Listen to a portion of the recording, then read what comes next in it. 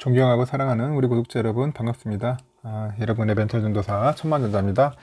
1교시에 이어서 2교시 들어갈게요. 전 1교시는 뭐 또 인텔에 관련된 이야기가 있는데 보니까 뭐 삼성 전략팀 뭐 밥도 못 먹었다는 식으로 뭐 그런 기사도 나오고 해가지고 도대체 한번 무슨 내용인가 한번 살펴보는 시간이었고 2교시에는 2030년까지 이제 195조 원을 투자를 한다고 하네요. 그러면 이유도 반도체 굴기를 하는 건가? 뭐 그런 뉘앙도 있고, 그러면 만약에 삼성과 SK한테도 기회가 올 것이다. 이제 그렇게 이제 보는 것 같습니다. 일단은 그 반도체 공급망 확보가 이제 전 세계 각국의 필수 생존 과제로 떠올랐어요. 그래서 주요국은 이제 저마다 반도체 제조 기지 유치를 위한 다양한 방안을 현재 내놓고 있는 상황이고요.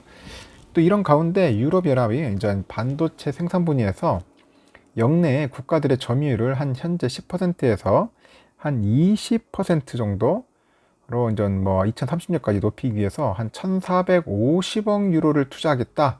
그런 계획을 내놓고 있습니다. 그 유럽 공동의 경제 이익을 다루는 IPCEI 프로젝트라고 있어요. 그래서 배터리하고 뭐 수소 산업과 함께 그 반도체를 이제 필수 과제로 선정하는 거예요. 반도체고 배터리, 수소 산업, 반도체. 이걸 상당히 중요하게 보는 것 같습니다. 그래서 이제 EU는 지난 5월에 이제 신산업 정책을 발표를 했고요. 반도체 굴기의 의지를 재확인했습니다. 그래서 EU는 그 반도체를 6대 핵심 전략 사업으로 분류를 했고요. 역내 반도체 기업이 참여하는 그 반도체 동맹 결성을 발표를 합니다. 반도체 동맹 결성. 아주 중요하겠죠. 그 대외경제정책연구원이라고 있어요. KIEP라고 있는데 대외경제정책연구원 이곳에서 이제 15일 날 그 EU 반도체 전략의 주요 내용과 평가라는 그런 보고서를 통해서 그 EU의 그 반도체 성장 전략을 분석을 합니다. 분석을 하는데 KIEP에 따르니까 유럽은 전자 설계 자동화하고 일부 그 반도체 핵심의 그 지적 자산권 있어요. 지식 자산권 그리고 아날로그 반도체, 뭐 반도체 장비 분야에서 그런 제한적인 경쟁력을 갖춘 것으로 이제 우선적으로 평가를 하는 겁니다. 유럽이 또 이런 부분 잘하는 것 같아요. 일단 네덜란드에 그 ASML이 있어요. 거기서는 초미세 공정 장비인 그 극자회선이죠. EUV 노광 장비를 전 세계에서 독점 생산한 업체예요. ASML 엄청난 회사죠. 또 스위스에 본사를 둔 ST 마이크로 일렉트로닉스라고 있어요. 여긴 또 뭐 하는 회사냐? 여기는 뭔가 마이크로 컨트롤 유닛이라고 있습니다. MCU라고 있는데 이 분야에는 또 세계적인 강자다. 또 네덜란드 또 NXP가 있어. 독일에는 인피니언이 있고. 하여튼 차량용 반도체 시장에 세계 1, 2위를 다투는 동네가 어디야? 다 보면 이 유럽 쪽에 있다는 거죠. 유럽에. 유럽 애들이 이런 쪽은 또 강해요. 일단 반도체 분야에서 그 이후의 최우선 과제가 뭐냐? 첨단 생산 기지 유치를 통한 반도체 생산 점유율 확대야. 점유율 확대다. 그래서 미국과 중국의 그 반도체 경쟁은 이후에도 남의 집 불구경이 아니에요. 남의 집 불구경이 아니다. 그래서 이제 이런 가운데 최근 자동차와 정보기술 그 전방위적으로 발생한 또 반도체 공급 대란이 있잖아요. 이거는 EU 국가들의 반도체 공급망의 중요성을 일깨워 준 거죠. 그러다 보니까 반도체 제조 공급망이 현재 뭐 한국, 대만, 중국의 비중이 몇 프로야? 뭐 72%입니다. 72%. 거의 아시아가 이제 거의 싹쓸이 하는 거예요. 이런 그 절대 불균형 시장이 있는 겁니다. 불균형하죠. 그 독일을 비롯해서 EU 핵심 국가들은 지금 자동차 그 반도체 공급 부족으로 인해서 작년 말부터 대량의 생산 차질을 겪어요. 그래서 KIEP에서 자동차 산업은 EU의 그 역내 총생산 GDP의 7%, 일자리의 한 6.7%, 연구개발 전체 지출의 29%를 차지해요. 굉장히 중요한 부분이에요, 자동차 산업이. 그 친환경 전기차하고 자율주행차가 이제 빠르게 이제 대중화되니까 그 반도체 수요는 더욱 늘어날 거라고. 그러면 EU가 이제 안정적인 그 반도체 공급망을 갖추지 못한다면은 올해 같은 공급 부족 사태가 언제든 재발할 수 있다. 이제 그런 얘기가 있는 거죠. 그래서 EU는 이와 관련해서 지난해 말에 반도체 기술에 대한 유럽 이니셔티브를 내놔요. 2030년까지 글로벌 첨단 반도체 5나노급 이하의 생산에서 EU 점유율을 현재 10%에서 20%로 확대한다는 포부죠. 그래서 이를 위한 그 향후 이제 3개년 그 투자 총액이 이제 1,450억 유로고요. EU 회원국 27개 가운데 22곳이 이 이니셔티브에 동참을 선언합니다. 그래서 EU는 우선 글로벌 반도체 그 제조 기업의 생산 기지를 역내에 유치하는 데 주력을 해요. 또 반도체 설계랑 공정, 하여튼 이런 등 그 다양한 그 생태계 전반을 활성화하기 위해서는 이제 공동 투자를 추진을 해야 돼요. 공동 투자. 그럼 EU 회원국이 이제 반도체 기술을 중소기업이 활용할 수 있도록 막 지원도 해줘야겠고, 뭐 표준도 해줘야 하고 인증도 제정하는데 협력합니다.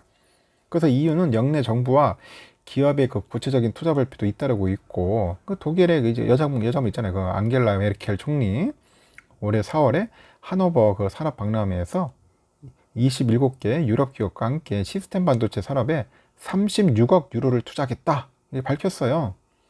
그럼 독일의 차량용 그 부품 기업 있죠. 유명한 게 뭡니까? 그 로버트 보쉬 아닙니까? 보쉬.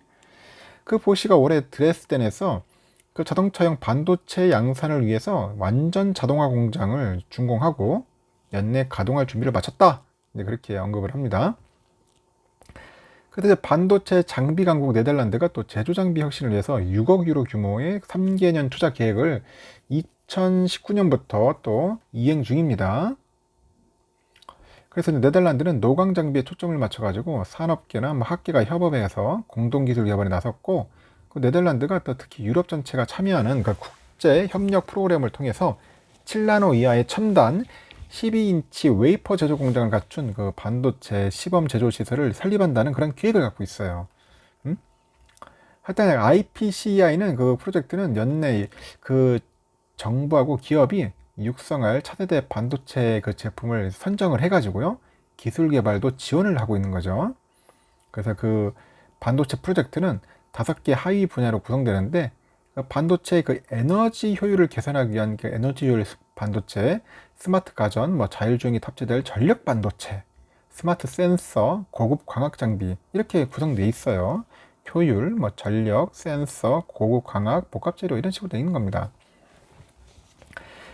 이래서 KIEP는 이 같은 EU의 반도체 전략에 대해서는 글로벌 반도체 기업 유치가 필수적이지만은 그 주요 기업이 이제 불참 의사를 밝히면서 적극적인 인센티브가 필수적이다. 그렇게 평가를 하고 있고, 우선 세계 1위 반도체 그 스탁 생산 파운드리 업체는 대만 TSMC하고 그것도 삼성전자가 각각 또 미국의 공장을 신증설하겠다고 발표해서 유럽에 추가로 투자할 여력이는 크지 않다. 뭐 그렇게 보는 겁니다.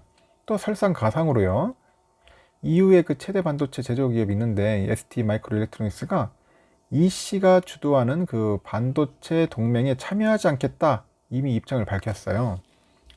다만 미국의 그 인텔은 현재 독일에 한 200억 유로 규모의 그 파운드리 공장 설립을 논의하고 있는데 80억 유로의 보조금을 EU에다 요청한 상태에 있는 거죠. 하여튼 KIEP는 최첨단 그런 기술이 적용된 7나노 이하의 반도체는 이를 설계할 유럽 내 업체가 많지 않아 가지고 자연스럽게 이제 수요가 크지 않을 것으로 전망을 하고 있어요. 이미 또 경쟁력을 갖춘 한국, 뭐 대만 기업과 이제 경쟁해서 해외 수요를 확보하기도 어렵다. 이제 그렇게 분석을 하는 거죠. 이제 와서 한국, 대만하고 경쟁한다는 것은 조금 무리수일 겁니다. 다만 그 한국과 EU의 협업을 통해서 윈윈, 서로 윈윈하는 것은 좀 괜찮지 않겠냐, 윈윈.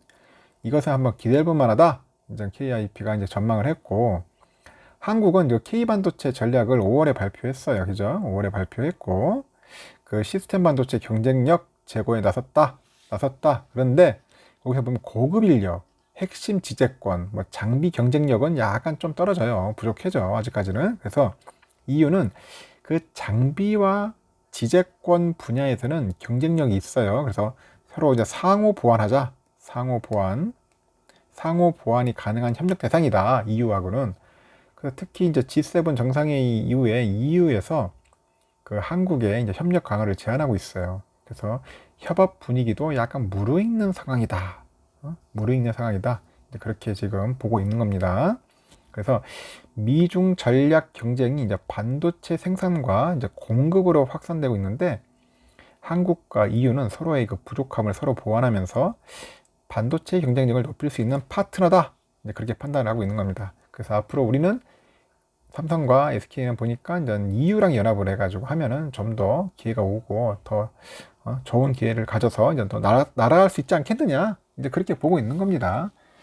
앞으로 좋은 기회가 올 것 같습니다. 여러분들 한번 참고하시고 한번 또 삼성전자 또 위기가 있으면 또 기회가 있는 거 아니겠어요? 저는 그렇게 봅니다. 삼성전자 좋은 소식이니까 여러분들 참고하시면 좋을 것 같아요.